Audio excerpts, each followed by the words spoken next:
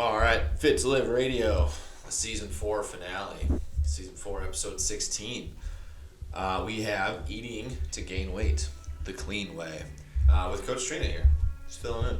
Yeah. I'm on the finale? I'm on the finale. Dude. Oh my god. So like to eat to gain weight, Trina, you just eat a lot of food and then you do cleans. So you do power, muscle, squat, all variations. Yes, it is that simple. Alright, episode's over. Alright, cool. Bye. Thanks for listening, guys.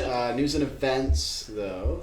Hometown Heroes volunteer and athlete registration is live.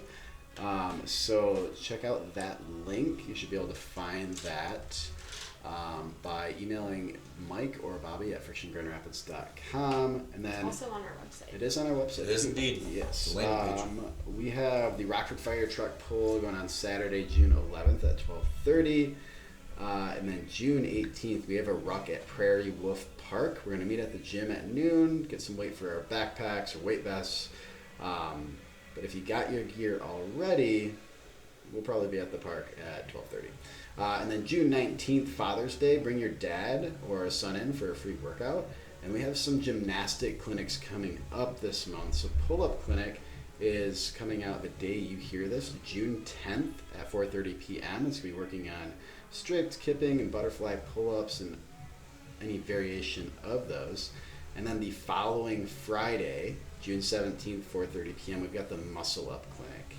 And then a third gymnastic clinic, the Handstand Clinic, is going to be the following Friday after the Muscle Up Clinic, June 24th, 4:30 p.m. We're going to get inverted.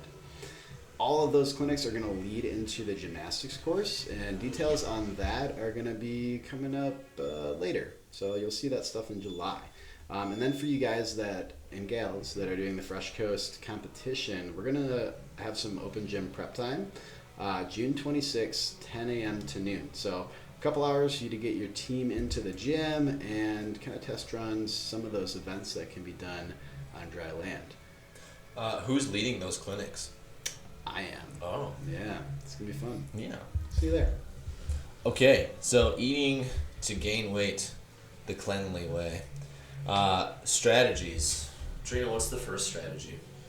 Yeah, well, I think first it's kind of talking about what the difference is between eating clean and what the other option is. The dirty bulk? Dirty bulk, yeah. Yeah.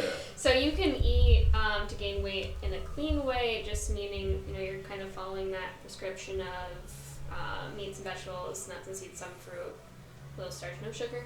And then the dirty bulk is just kind of eating a lot of more high caloric foods to just put the calories on. Because what it comes down to, and this I guess is leading into that first strategy, is you need more calories to eat to gain weight. So really with that, I always say if you don't track your calories and you have a goal to either gain or lose, that's kind of the place to start, because you need to know how many calories you're taking in to put yourself into a deficit or a surplus, and that's if you don't typically eat the same thing day to day. Because if your nutrition looks pretty much the same every day, then it could just be as simple as I'm going to add one extra snack in. Great, you're in a surplus. But if it looks different for you day to day, then you need to start with tracking the calories to see what you're really at, to see how many calories you should be eating and where you can add. So really step one is develop awareness. What are you doing? And then as far as like how many extra calories, is it, I want to be more aggressive, I'm going to eat 500 extra calories. Yeah, so it's kind of... do I eat less? Do I eat 250? Yeah, if you go with a smaller surplus, it's going to be more sustainable. Because think about it, if you are a male that already eats close to 3,000 calories a day, and now you want to add gain some weight, and now you're going to eat closer to 3,500 calories a day. Second breakfast. That is a lot of food. So it's kind of up to you. And that goes if someone they start saying they want to gain weight to get stronger or whatever, but they're only eating 1,500 calories a day. 2,000 calories a day isn't going to be that bad. You know what I mean? That's going to be more of an average daily calorie intake for most people anyways. So it kind of depends on where you're at and looking at how much volume of food you can take in comfortably. Gotcha. Yeah, that's where the dirty bulk would come in, because they sit a little bit Right. not as heavy. Right. Yeah. That Yeah, and Whopper, it's the same thing. Big Like, Mac. yeah, if you're gonna dirty bulk and you are going for 3,500 calories a day, like you're probably going to need something. This kind of goes into that one of the ways to get more calories, but like liquid calories, like a big 500 calorie smoothie.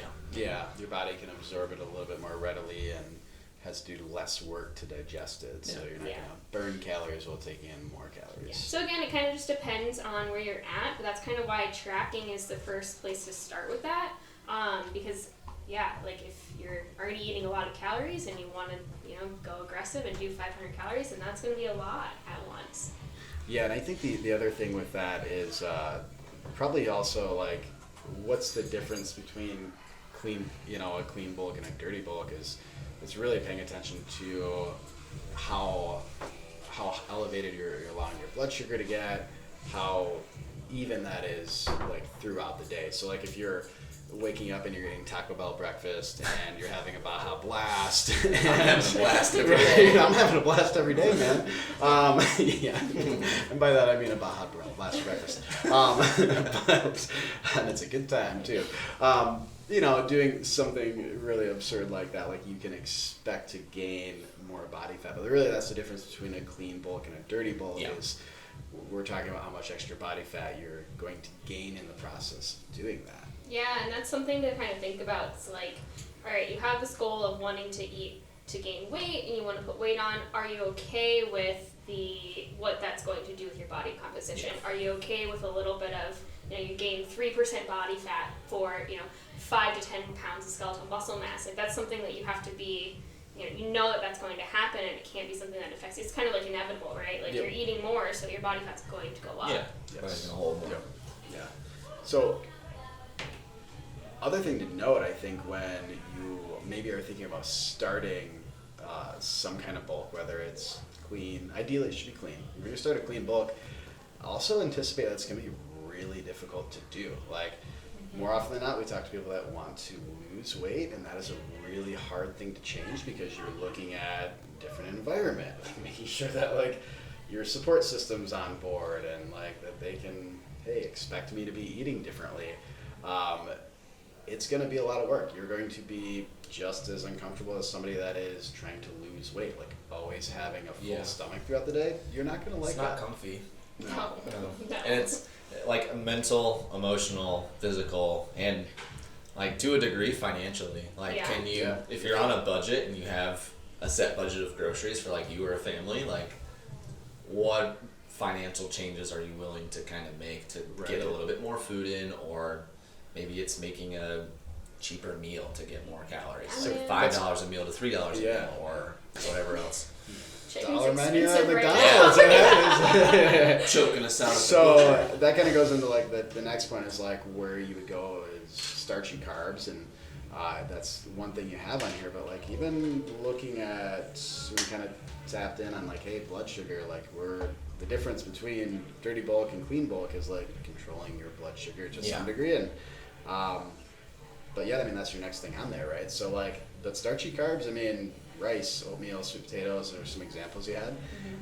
They're not super expensive, but I think it's just understanding that that's extra prep or extra work to have that stuff cooked and ready and easily accessible for you to force feed yourself. Yeah, and again, it's no different than when you go into a deficit and you want to lose weight. It's kind of just looking at your meals throughout the day and seeing where you can add those things in. Like if your lunch typically looks like chicken, rice, and broccoli, it's like, okay, you get chicken, rice, and broccoli and sweet potatoes now, or your you know what I mean? Like you get extra, or like if your breakfast is eggs and whatever, it's like great, now you get a cup of oatmeal every morning too. So it's kind of just, and those things, because they're going to be higher in calorie, it's going to be easier to get to that surplus of calories that you're reaching for throughout the day. Yeah, so that's probably like maybe one of the easiest strategies, just like, hey, let's throw that starchy carbohydrate in with every meal, and that's X amount of extra calories. But that kind of goes back to your first point, like if you don't have that self-awareness of what am I actually doing, that you baseline, don't actually know what you need to improve on. And talking about carbs, we can move to protein. Like there should be a certain amount of intake that happens depending on what your activity level is and what your activity level might change to. Yeah. Yeah, the thing I think about is like people are like, well, I want to get bigger, so I'm just need to chow down some protein. But I think there's some things you need to consider, like the healthier liver being one of them, but also like there's only so much protein your stomach can really digest in a time frame. Yeah. Right? Like for most people, that's like 25 to 35 grams of protein in one meal, right? So there's no sense in like putting down a 50-gram protein shake. like you're poop half it out. In one or the other. Ass gainer. Ass gainer. It's like a bunch of carbs and protein. I don't know. Is it something like that? I think so. It's just like barely liquid chalk. Delicious. Yeah, because really what's going to happen there, so like two things you could think of for relatable instances really is like a case of the meat sweats where you eat a bunch of protein and you feel like garbage and you're just like hot and sweaty. It's like, okay, your body's trying to get rid of this. So yeah, you'll just end up going to the toilet. So like in general, protein intake, if your protein intake is going to mimic your body size, right? Like you only need X amount. So looking at that, we're looking at body weight in kilograms, and then 0.07, or sorry, that's not much at all. 0.7, right? That's going to give your total for the day, and then you just kind of divide that by 3 meals, or put some of those proteins into your snacks, right? Which is probably, that 0.7 is probably good for somebody that's sedentary or doesn't work out fairly often. Starting point, right? Or even probably a better thing is kind of going back and like, what's your baseline on protein right now? Because like if you know, like, okay, I'm actually way under eating on my protein, I'm getting like 0.5 when I need to be getting more. You may not need to look at the next recommendation for like moderate protein intake because you're not even hitting low amounts of protein intake, right? So if you're more active, you work out more, you're going to want that 0.7 to 1 body weight in kilograms. So stepping that up or finding something even in between there, and then for higher, it's 1 to 1.2. Yeah, so like an easy example, let's say you're 100 kilograms person, 220 in pounds, and you're moderately active, times 100 kilos by 0.7 or 1 to find out where your protein recommendation is. Right, so like using that calculation, you'd say like, okay, I need 33 grams of protein per meal, or I could take the 3 off of the 33 and I can get 30 per meal, and then I have an extra 9 that I can divvy out into my snacks. Right, yeah. Right, so, but just making sure that you're getting that evenly throughout the day. You're not like breakfast, I get all my protein. Yeah, 100 grams of protein breakfast. And the reason why you want to probably start like look at your protein intake is because, especially if you do like, hey, I'm following like balanced macros, but then I increase everything, like your protein should not increase evenly with all your other macronutrients. It's like my protein can increase to a point because my body size doesn't just magically increase, so I need like more protein. Like your protein should be with respect to your body weight, and then what you're going to do is you're going to increase your carbohydrate or your fat intake. Yeah, and there are different ratios, like depending on what your goals are of macronutrients. Totally, yeah, there are, but I think sometimes too with that, it's like hit the protein goal, see how you feel with certain ratios of, or grams even of carbs and fat, and it's kind of up to you. I mean, I've played around with percentages myself, but I also found that when I look at certain macros, I feel better when I'm in a certain amount for certain macronutrients. So it's kind of playing around with that, and that kind of does go in a little bit more, I guess, advanced of like intuitive eating and knowing what you feel like with certain macros. But and even, because I think like intuitive eating is like that buzzword, right? And like that could be really useful, or totally like just useless, right? Because intuitive eating is really effective for people that have done a lot of like self-experimentation with their nutrition, and but like experimentation means like weighing and measuring and like getting for a very long time. To develop a sense of how your body responds to food, right? So if you're like, well, I'm intuitively eating, it's like, well, you're just not doing anything intentional with your eating. You're just kind of eating by feel or by hunger or whatever that is, and like that's fine if that's the focus that you want to have. But if you're trying to achieve something or you have a goal, you want something that's a little bit more calculated, a little bit more specific, that's going to deliver results. And if it doesn't, you can go back and say like, oh, I'm not getting results. Here's why, because I forgot, I totally ignored that protein requirement, and I've just been like hammering protein and it's not doing anything for me. Yeah. Before we move on, we didn't really take notes on this, but maybe we can riff on it quick. But fat, like on the point of macros. I mean, honestly, like fat's not a bad thing to increase if you go into a surplus, just because it is higher in calorie. So it's going to be easier to get to that caloric goal by adding in some fat. But now with that too, it's also looking at when you're eating it, because if you're taking in a bunch of fat before you go do a workout, you're probably not going to feel great.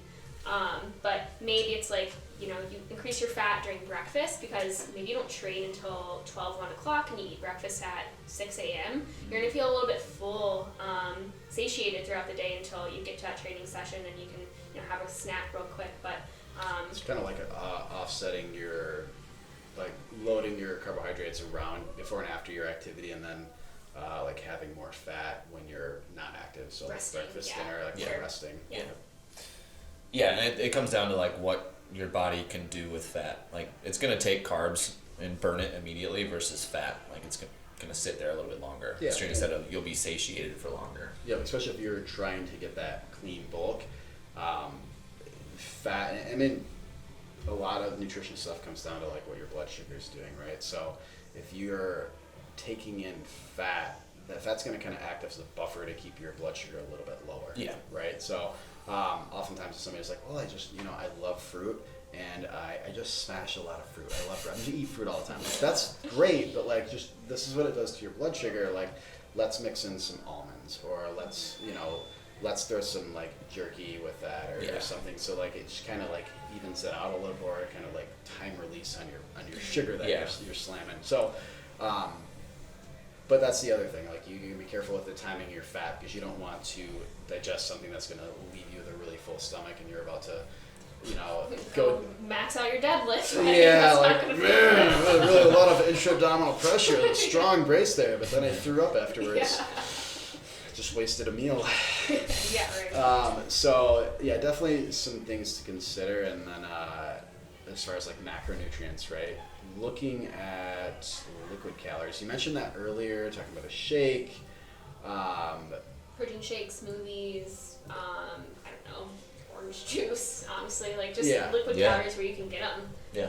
Yeah, and I think that's just the big thing, right? Like you're going to absorb liquid calories a lot easier than you are with solid foods. So kind of use that to your advantage when you can, just to make that process a little bit easier. Because if you're constantly, what would seem like overeating, right?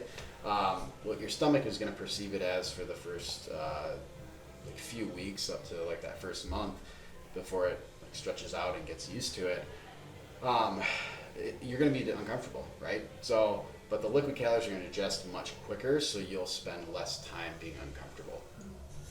Right, which just makes a big difference. Great. Yeah, which is just great. Don't want to run forever, then run faster. That's right. So yeah, we talked about tracking your input as far as logging your food, logging your calories. Another good point to make is the opposite end. So tracking your output somehow, because you need to know how much you're burning and just kind of get a good baseline of that. If you don't have access to like an in-body scanner or whatever. So. We could talk about wearables. So like things like Whoop or Fitbit or an Apple Watch can tell you like your calorie expenditure, or give you at least a decent idea of what that looks like. Yeah, and then taking that, like I know for like Whoop, they give you the amount of calories you burn for the entire day, and that you could use it, I guess, in a way to determine how many calories. Like you want to try to eat more than that. Yeah. Yeah, I think those, useful, but oftentimes like, we want to also kind of understand that like caloric expenditure is a really hard thing to measure. Yeah.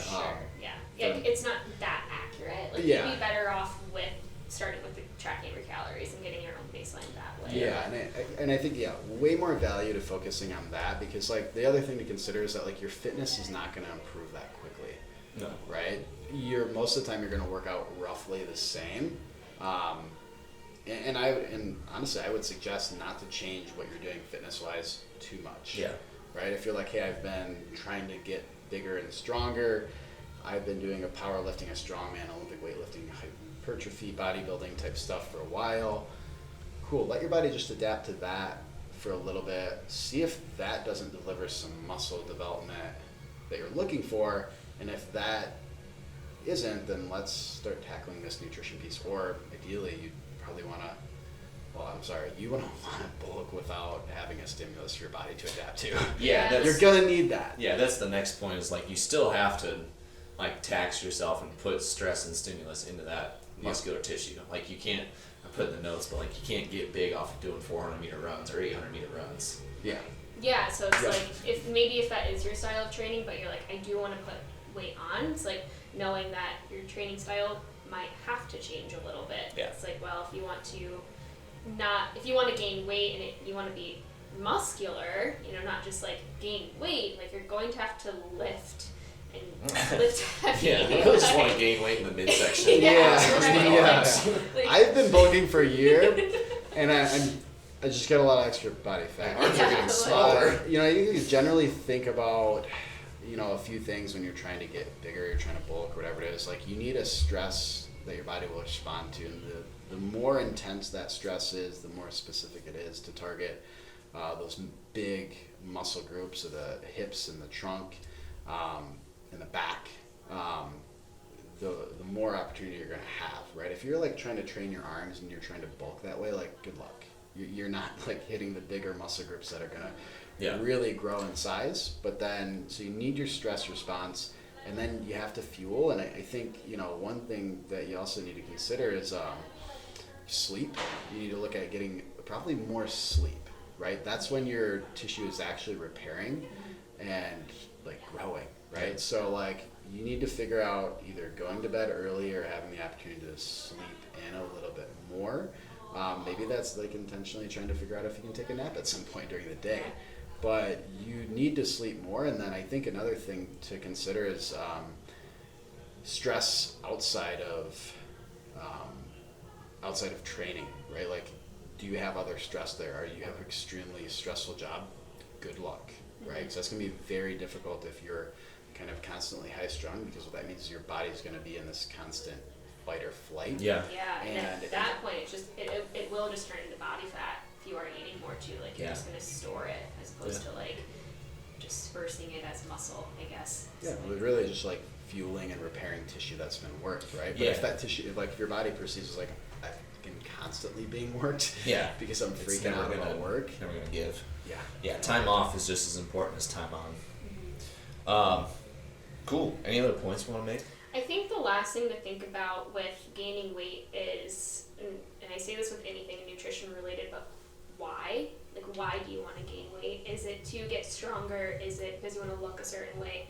And if it is one of those things, it's kind of sometimes, because I do think it is so hard for people to gain weight in bulk, because it takes longer than it does to lose weight, and two, it's just you're eating so much that it's not always that sustainable. But like understanding, like if it is like I want to gain weight to get stronger, it's like, well, is eating this much more actually going to do that for me, or can I just work on certain things in the gym? You know what I mean? Right. It's kind of like understanding like your body is really only going to get to a certain point. You know what I mean? Like this. You have a genetic cap, right? Exactly. So like if your skeletal structure is 5'6" and you're not the broadest person in the world and you don't naturally carry a lot of muscle mass, it's going to be really hard to fill that 5'6" frame up with 250 pounds of lean muscle mass. Yeah, exactly. It's going to be rather difficult. But like if it, again, going back to Trina's why, like if your goal is overriding general health, and it's probably not a good goal, we don't support you in that.